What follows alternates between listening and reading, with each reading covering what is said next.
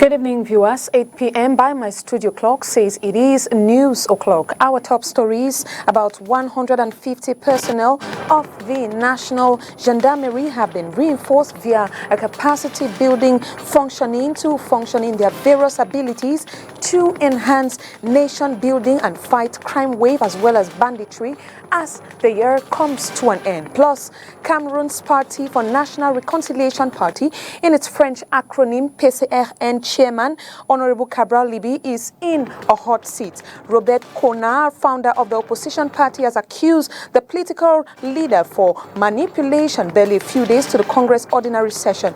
What would this have an accusation on the statesman as he is awaited in court on the 4th of January? Details in this newscast with Ines Pangang. And in sports, the indomitable Lions will tomorrow 5 p.m. take on Libya in the ongoing 2026 World Cup qualifiers. The euphoria keeps mounting as many are optimistic following their performance, as well as we have a rundown of matches played in stadia across the nation. And those were our top stories. Thanks for watching Spectrum Television tonight, which opens up in the French language with Makeda Lidi-Newton. Good evening, Makeda. Bonsoir, Joséphine Bindi. Mesdames, Messieurs, bonsoir. Sécurité routière pour ouvrir ce journal. Près de 150 personnels de la Gendarmerie nationale suivent depuis ce matin à Yaoundé un séminaire de renforcement sur la capacité opérationnelle. Et à l'issue de ce stage, ils sont appelés à travailler avec plus d'efficacité selon les experts. Quel est justement le contenu de cette formation? Voici les précisions dans ce reportage d'Olivier Bouziqueux. La sécurité routière est un challenge permanent pour les pouvoirs publics, notamment la Gendarmerie nationale. Pour renforcer les performances des équipes sur le terrain, une centaine de personnels des pelotons routiers motorisés de la Gendarmerie reçoivent depuis ce 20 novembre au camp Yayap une capacitation sur les nouvelles méthodes de travail plus efficaces. Il s'agit pour les experts de les entretenir sur le cadre légal, l'équité, la déontologie et de mettre à leur disposition un certain nombre d'outils de pointe utiles et pratiques. Il va s'agir pendant cette période déjà d'une phase théorique qui va consister à une succession d'enseignements sur l'éthique, la déontologie, le cadre légal, la fraude documentaire. Ensuite, nous aurons une deuxième phase pratique qui va consister dans un premier temps à apprendre aux participants l'utilisation des radars portatifs TruCam 2 et aussi les scanners portatifs. Et nous allons terminer avec une phase de pilotage qui va leur permettre d'être un peu plus dynamiques et plus efficaces sur le terrain. Au terme de cette formation, ils retourneront former leur personnel à leur tour sur l'ensemble du triangle national. Que se passe-t-il au sein du PCRN? L'un des pères fondateurs du Parti camerounais pour la réconciliation nationale, Robert Kona, accuse le président national Cabral Libi de s'être accaparé de cette organisation politique. Au quartier général du PCRN à Yaoundé, les responsables disent qu'ils sont surpris par la convocation de Cabral Libi au tribunal de première instance de Mayokani dans la région de l'extrême nord. Convocation qui intervient au moment où il prépare le congrès ordinaire du parti prévu en décembre prochain. Ines Pangan. À quelques jours de la tenue du congrès ordinaire dit de l'envol, le PCRN est dans la tourmente. Son président national, l'honorable Cabral Libi, est accusé de manipulation par son fondateur, Robert Kona. Comme vous, nous avons vu circuler sur la toile des documents. Ce que je peux vous dire, c'est que ici au quartier général du PCRN, nous n'avons pas encore été notifiés de quoi que ce soit. Et donc, sur la base de cela, il est difficile pour nous d'affirmer ou d'infirmer l'authenticité de ces documents. Les faits au centre de la plainte se déroulent en mai 2019 à Guidigis, dans la région de l'extrême nord. Robert Kona, le fondateur du Parti camerounais pour la réconciliation nationale, le PCRN, accuse Cabral Libi d'avoir transformé une réunion préparatoire en congrès et de s'être arrogé le titre de président national. La réunion du PCRN du 11 mai 2019 à Guidigis était bel et bien un congrès qui a été déclaré par les deux pères fondateurs que sont Papa Kona Robert et Papa Massadine Albert Fleury, qui ont signé notamment les PV, lesquels, procès-verbaux de congrès de Guidigis ont été régulièrement déposés au ministère de l'administration territoriale, ce qui a abouti à la validation des résolutions du congrès de Guidigis. Le 4 janvier 2024, Cabral Libby est attendu au tribunal de première instance du Mayokani à Kaélé. Avant cette date, le parti devrait tenir son tout premier congrès ordinaire à Kribi du 15 au 17 décembre 2023, une rencontre élective et préparatoire aux échéances électorales de 2025. Lequel congrès ordinaire a naturellement cru devoir convier les deux pères fondateurs. Donc, les deux continuent à bénéficier de notre profonde gratitude, de notre déférence, de notre respectabilité.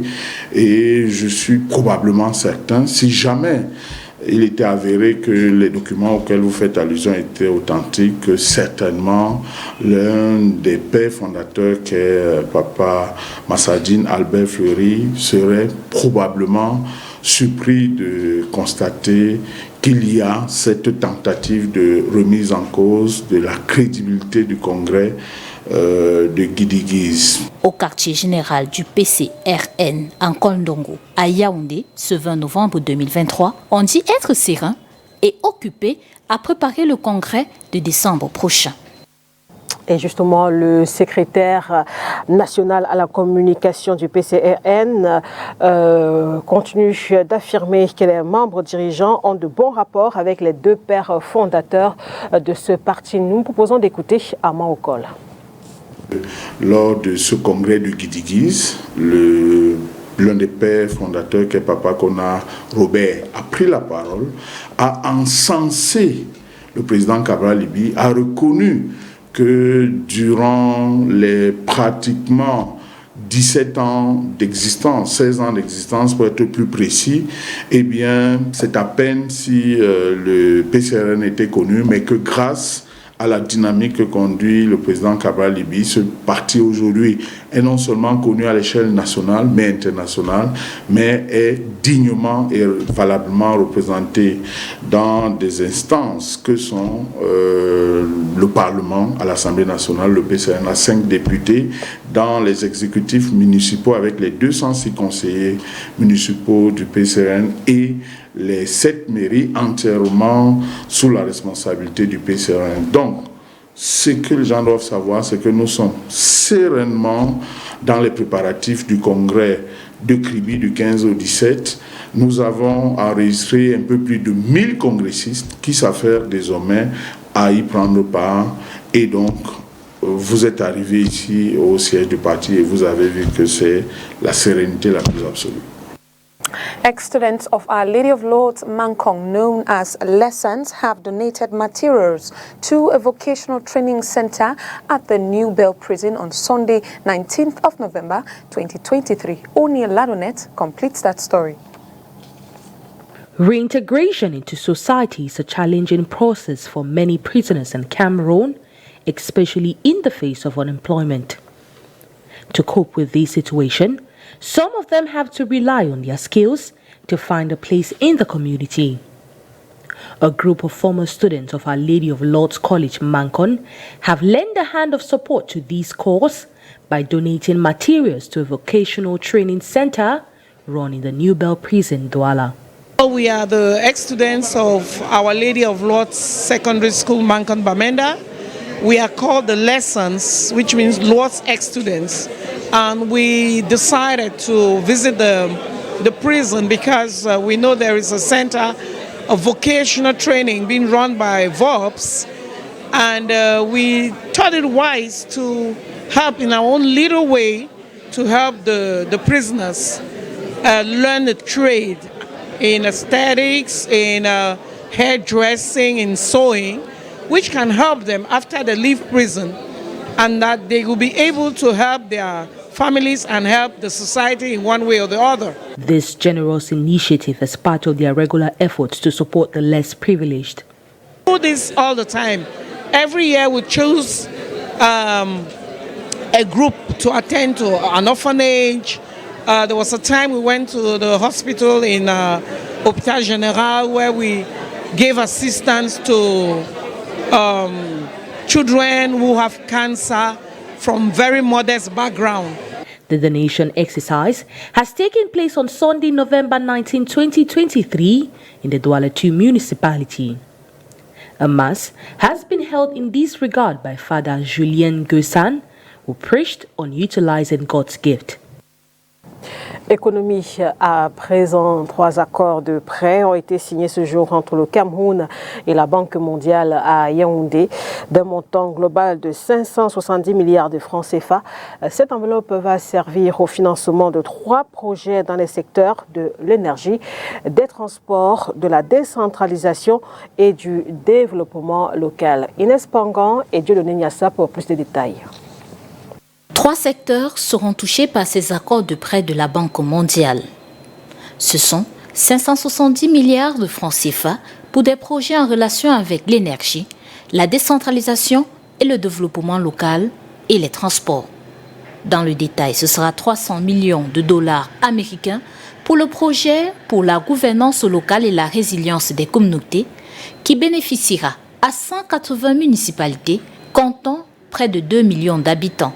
Il a pour objectif d'accélérer et d'approfondir le processus de décentralisation et de renforcer la gouvernance locale pour ainsi faire des collectivités territoriales décentralisées des pôles de croissance et de développement tant au niveau régional qu'au niveau local.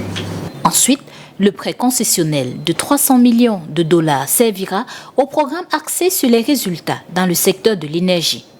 Attendu du dit programme sur la période 2023-2027, entre autres l'électrification de près de 200 000 ménages et la réduction du nombre de jours nécessaires à Eneo pour l'encaissement des factures des services publics. Ce projet soutient également le plan de redressement du secteur de l'énergie 2023-2027 qui vise des réformes structurelles dans le secteur de l'électricité. Grâce à cette opération, plus d'1 million de personnes vont bénéficier d'un service d'électricité, soit pour la première fois, et 22 MW de capacité solaire photovoltaïque supplémentaire sera ajouté au réseau à travers des investissements publics et privés. Enfin, 330 millions de dollars réservés au projet de 5 ans pour l'amélioration de la connectivité, la résilience et l'inclusion le long de l'axe routier Mora-Dabanga-Kousseri sur la nationale numéro 1.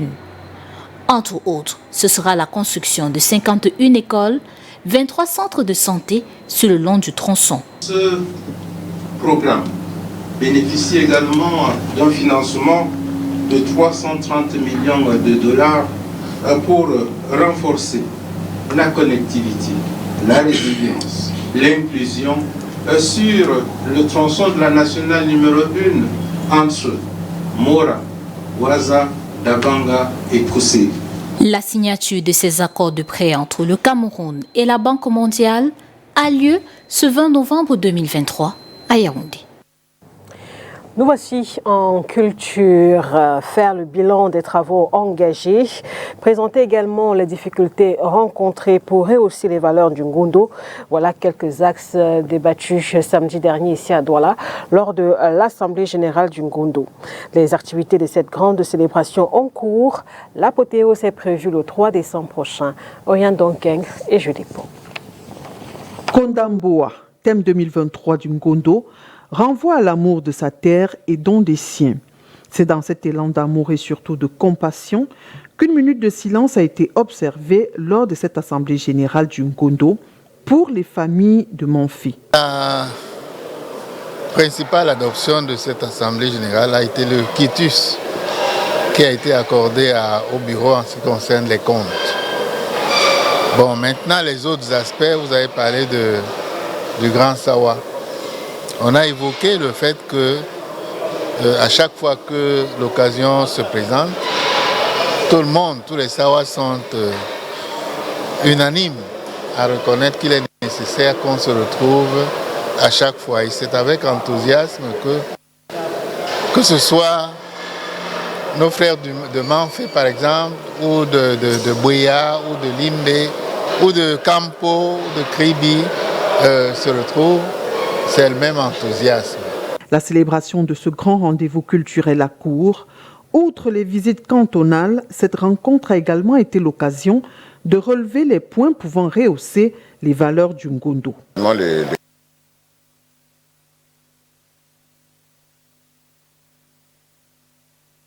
Les choses se passent au Covid-19. Le Ngondo avait connu 2 années pendant lesquelles nous avons été un peu en berne. Mais nous pouvons dire qu'à partir de cette année, vraiment les festivités sont reparties comme autrefois.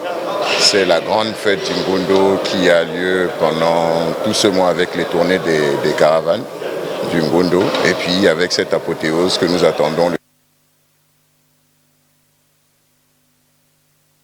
le dimanche 3 décembre sur les berges du Ngondo. Le Ngondo, en 2 post-Covid, a retrouvé sa vitesse de croisière. Je pense qu'au terme de cette réunion, tout s'est parfaitement bien passé, dans le calme. Nous sommes dans la joie d'apprendre que, suite au travail des différents démembrements du Ngondo ainsi que de nos élites, un réseau d'enseignement de Douala va être mis en place. Je pense que tout ça sera diffusé aux populations assez lourdement par la suite. Mais nous sommes contents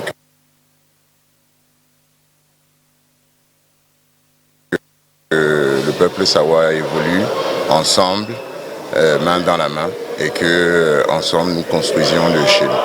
C'est à la Maison de la Culture Sawa que les chefs de canton et autres autorités traditionnelles Sawa se sont réunis ce week-end pour la 2e rencontre de l'année.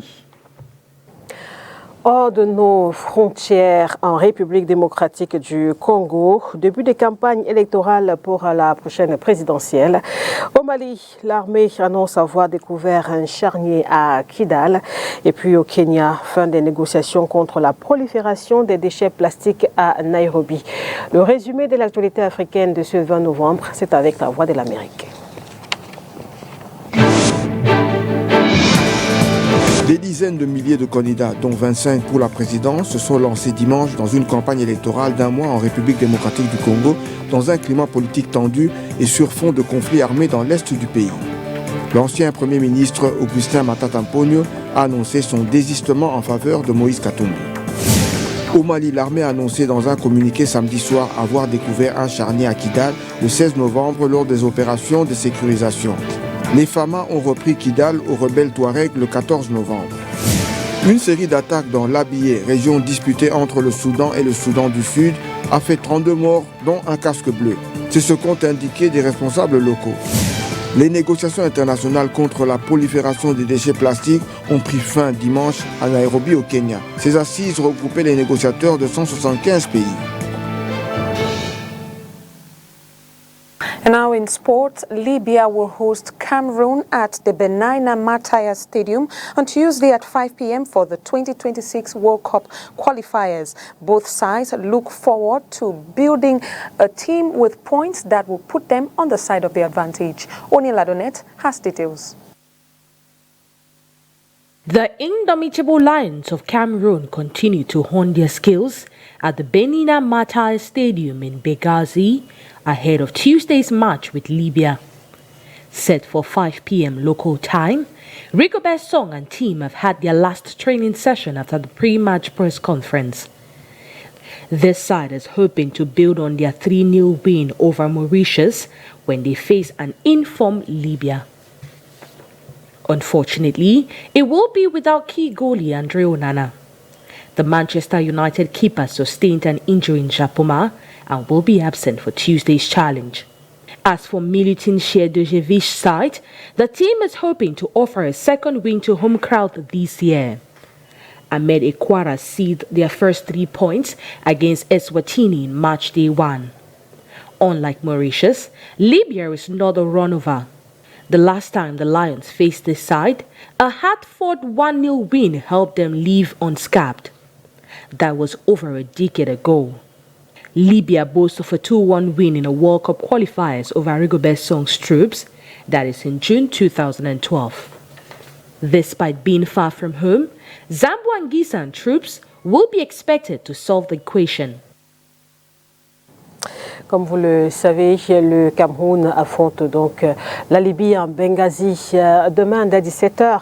Le match compte pour la deuxième journée des éliminatoires de la Coupe du monde de football FIFA 2026. À la veille justement de cette rencontre, Nono Fetué est allé tendre son micro à plusieurs fans des Lions indomptables dans la ville de Douala.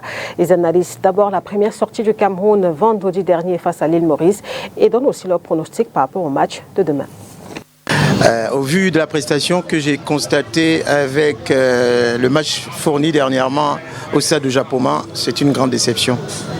Parce qu'il manque beaucoup de fondamentaux dans cette équipe et il y a beaucoup de travail à faire. Concernant ce match contre la Libye, je ne pourrais me prononcer parce que jusqu'à preuve du contraire, je ne connais pas l'effectif de la Libye. D'accord ? Mon avis, mon point de vue, c'est l'attaque. Notre attaque n'est pas, pour moi, n'est pas très bonne. Mais sinon, la Libye ne peut pas quand même venir influencer les grands lions. 2-0, c'est possible. Alors, c'est un grand match pour ma part. 3 buts pour le Cameroun, 1 pour la Libye. Cameroun, le B 2-0 en faveur du Cameroun. Bon, je pense que le Cameroun va gagner. Le score, c'est 2-1. J'espère que l'effectif qui sera mis en place pourra permettre de mettre en place et de nous fournir un jeu vraiment assez intéressant et ramener éventuellement une victoire. Déjà, le pronostic de demain, je crois qu'on a la chance de gagner. Cette chance déjà, 2-1. Oui, le pronostic Cameroun-Libye, avec ce que nous avons vu à Japoma, avec les jeunes joueurs, avec ce qu'ils nous ont produit comme jeu, je pense que contre la Libye, ils vont battre la Libye par 2-0. C'est le Cameroun qui gagne. Même comme on a fait une mauvaise prestation au premier match, mais je crois qu'on va gagner 2-1. And still in the sports momentum, Elite One Championship roundup for the weekend. Colombe Sportif records emphatic win of 5-3 over Bambutus, while PWD of Bamenda and Young Sport Colombe crumbled in Buda. Uniladonet completes Sport Weekend Roundup. Colombe Sportif du Dja and Lobo displayed class and poise against mighty Bambutus de Buda at home. The South Side registered 5 goals against 3 to win this matchday 8th fixture. Gabriel Mbala, Randy Toué, Pascal Eze and Junior Patrick Evuna's praise worked the magic for Colombe with Bissot's own goal, Boris Kacher's penalty and Samson Kwasi's acrobatic goals settling as consolation for the people of Buda. The number of goals scored in this single game beats Aigle Royal de la Ménoire's goals scored in 8 games. The boys of Olivier Nankam, who have managed to score 6 goals this season, conceded 3 more to Canon Sportif in Yaoundé. Herman Chakunte, Togan Esiane's brace revived Canon's season. In Buda, PWD suffered a 1-3 loss to Les Astres de Douala. Jules Manco scored his 7th goal of the season after 9 minutes of play, with Terence Ambengufo leveling scores at the 13th minute. Former Best Stars player Chebonne will extend the lead at the 22nd minute. The 32nd minute will breed luck for Amang as a striker will get his 8th goal of the season in 8 outings. Richmond Gier is the enemy of progress in Young Sports' journey. The boys of Dikum Bless barely celebrated their first win as they suffered yet another defeat to Victoria United 2-0. Meanwhile, Fovo Football Club de Baham is on its 2nd consecutive defeat.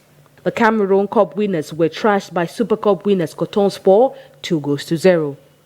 Thanks to goal from Issa Fadil and Carlos Yuguda. UMS of Loom finally gets their first win. Godlove Lafont's brace scored in both halves, cancelled Christopher Menduga's early efforts. Union Sportif continues in her lackluster spirit. Jenny Nevy's side has not won 2 games on a row since the start of the championship. Against AS Fortuna, Hamid's penalty was cancelled by substitute Marc Lafleur 4 minutes to the end of regular playing time. Thio Jules and Mary Choi scored, yet failed to maintain their undefeated run against an unbeaten Stade Rennais, losing by 4-2. The highest goal conceded by Davy Pago's side since conceding 1 goal in their 2-1 win over Victoria United. Sinjo Breeze, Frank Epos Brace, and Kotaze worked the magic for this side. In the absence of Ateba, there is a competent Joseph Mumaso. The captain secured all 3 points for Le Bomba Job in Garoua against Gazelle Football Club. C'est avec ce reportage de Denis Ladonnette que nous refermons ce journal. Mesdames, Messieurs, merci de l'avoir suivi. Bonne soirée. Au revoir, Joséphine Binzi. Good night to you, Makeda. Good night to you, viewers. Thanks for watching and see you tomorrow, same time, 8 p.m.